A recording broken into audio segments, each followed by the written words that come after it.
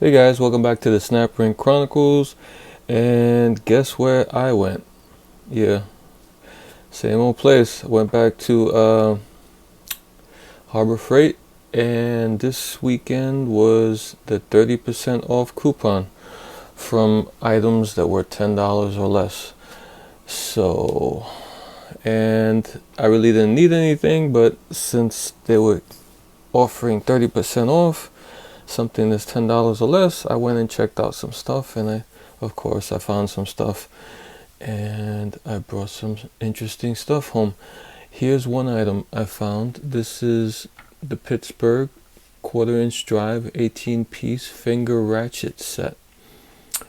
And before we jump into this, if you can do me a big favor and hit the like button, and also subscribe to this channel if you find these videos at all interesting or helpful, and that would help me out a lot. Okay, back to the finger ratchet. Yeah, this was I think it was $8.50 original price. So with 30% off, it runs around $6. And I hadn't seen this item before, strangely. I seen the other set. They have a set of 3 other finger ratchets that they've had forever, and I have those, but for some reason I missed this set. And it's a metric set, and I looked online to see if they had an SAE version of this. They don't. It's just metric. They just have one set of these, and this is item number 67973. And here it has 1, 2, 3, 4, 5, 6. Has 6 sockets, and 2, 4, 6, 8, 10, and 10 bits. Looks like you have 3 Phillips, 4 slotted, and 3 hex bits. And here's a little bit of the write-up. I'll just keep it there for a second. If you want to pause it and read it, you can. And on the back, there's not much on the back, surprisingly. Usually they write the same stuff that's on the front on the back, but this time I guess they didn't bother. And the surprising thing about this item is it's made in Taiwan.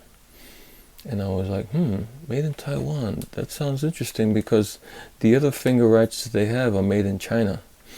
So this might be a little bit a step up in quality. Let's open it up and see what we have.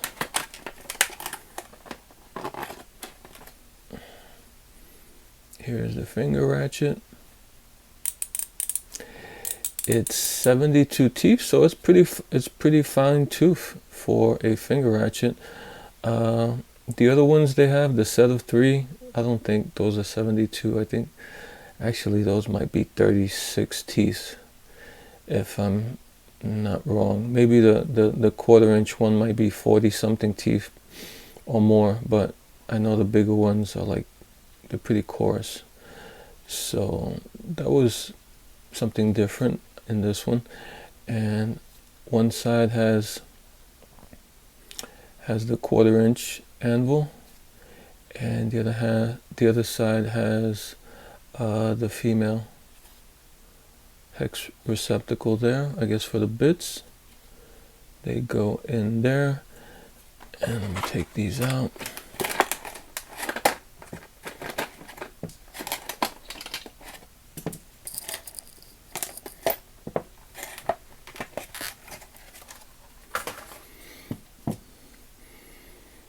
Okay, right off the bat, I could tell that the sockets ain't too bad. They look pretty decent. Not the sockets you usually get like in those $5 ratchet sets that are pretty horrible. This doesn't seem bad. They have a big, this is actually engraved. They have a big number for the millimeter size, and it actually says Pittsburgh Pro on it, so not too bad. CR-V chrome vanadium. Doesn't say Taiwan on it, but you can tell this is a little bit a step above those really cheap sockets, so not too bad. And it has a little extension. This looks like a 2-inch. It says 2-inch there, chrome vanadium, also Pittsburgh Pro on it.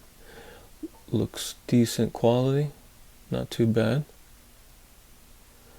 You see the ball detent there, looks well centered. Yeah, so far the quality is not bad on these pieces. And here the hex, the hex pieces, the hex bits for, oh boy, and they're really stuck in there.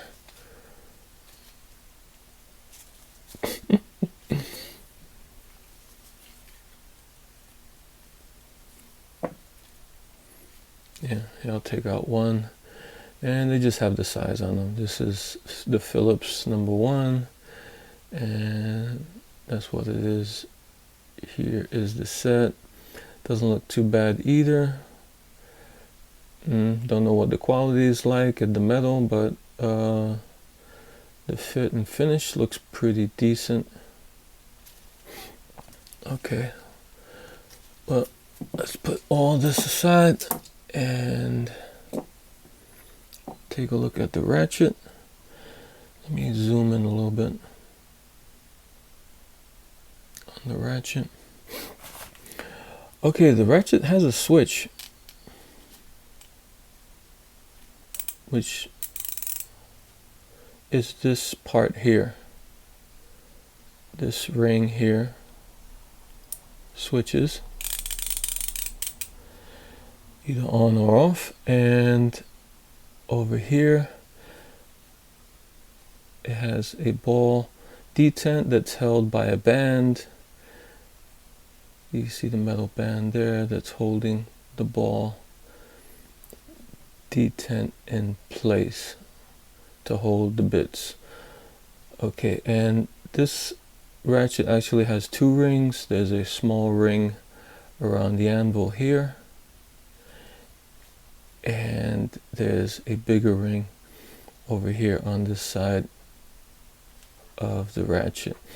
And I already loosened them up somewhat, so this wouldn't take me too long because they're kind of a little bit hard to get out. They're pretty thick, and they don't have that little notch that you see on a lot of older ratchets, that you can fit a pick or something in there, a little screwdriver to get it out. You can see that it's just cut flush. So I did pre-open it just to save some time. And here's what the ring looks like. Like I said, it's pretty thick.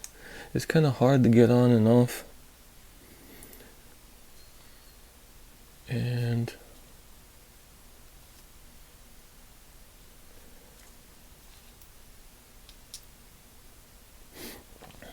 And here is the finger part. This is pretty heavy. It's well chromed, real shiny. You can see there in the light. And here's a look at the teeth. It's pretty fine tooth. Like I said, it's around 72 teeth.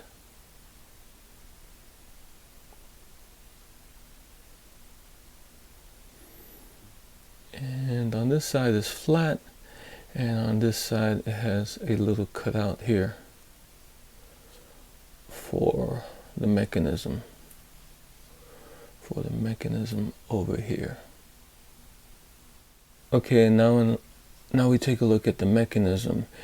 And surprise, surprise, this is a FACOM or FACOM style mechanism, which surprised me. I wasn't expecting a FACOM or FACOM, whatever. You guys that know more than me can correct me in the comments on my pronunciation of that. But here's the mechanism with the heart spring and all that. And I was expecting just a regular round head style mechanism a la SK, you know, the classic teetering a pawl, you know, style of mechanism. I wasn't expecting a Facom style mechanism, and this one has, let me see how many. There's like 2, 4, 6, 8, 10, 12, 14, 16, like 16 teeth on this pawl. Okay, and here's the ring. I also pre-opened the ring because it's kind of a little bit hard to get out. I don't want to waste 5 minutes of video time taking out the ring, and this is what the ring on the anvil looks like, and it goes in that channel there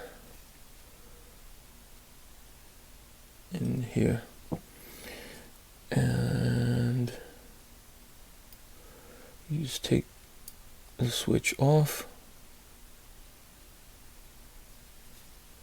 and this is what the switch looks like. It has a little protrusion there that goes inside the spring and switches from the on and off position. Here is the pawl and the spring.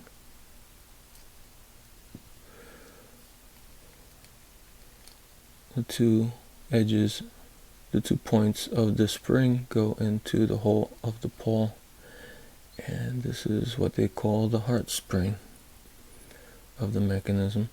And here is the pawl. Like I said, about 16 teeth. On the front it says CV. Not sure what that stands for. Chrome vanadium maybe, I'm not sure. This is the back, and when you put it in, you have to make sure that it's the front is in the right position and the back is in the right position. You see in the back there's like a small edge that's been kind of a beveled edge there that's goes towards the back like so. And remember, these mechanisms probably not the best to grease up. A light oil will probably be best, and it rides on this flat little ledge there back and forth when it switches. You see there's a little residue of oil there. You see a little residue of oil that they actually put some oil on here, and this just rides back and forth like that. And here's a look at the housing. Looks well machined. I have to give him that. This looks pretty decent. The edges on this.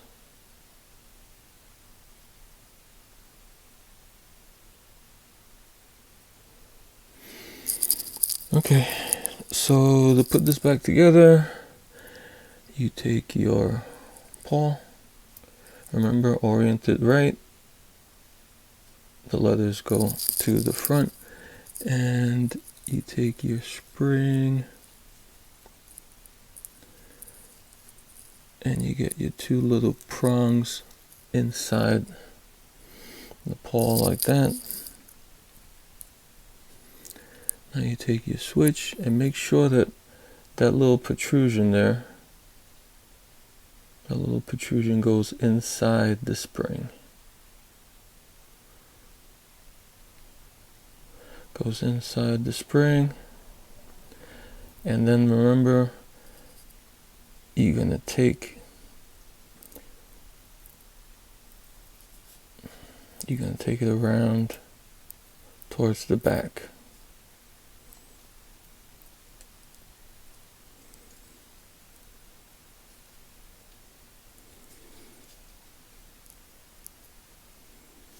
Like that.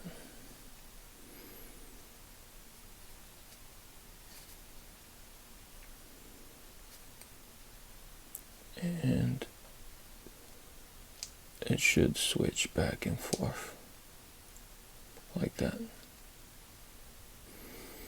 At this point, you might want to lubricate a little bit, put a little drop of oil on that flat surface there. And now, the fun part is you take your little tiny snap ring,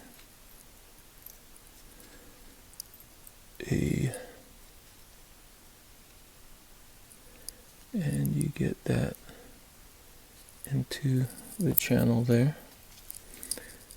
You grab something and you push it in, and it should look something like that.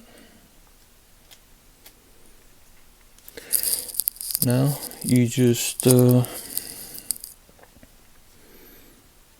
take your housing or your finger mechanism, and let me see, yeah, this switch goes into this cutout here, so make sure, but you might want to put the pawl in the middle to make it easier to get the mechanism in there, and then you can see if it's working. Yeah, it's working. And now you just take your ring and let me put it so where you can see. And this is the hard part, is getting this ring on. I'm telling you. Let me see if I can. Let me zoom out a little bit so you can see a little bit better. But oh boy.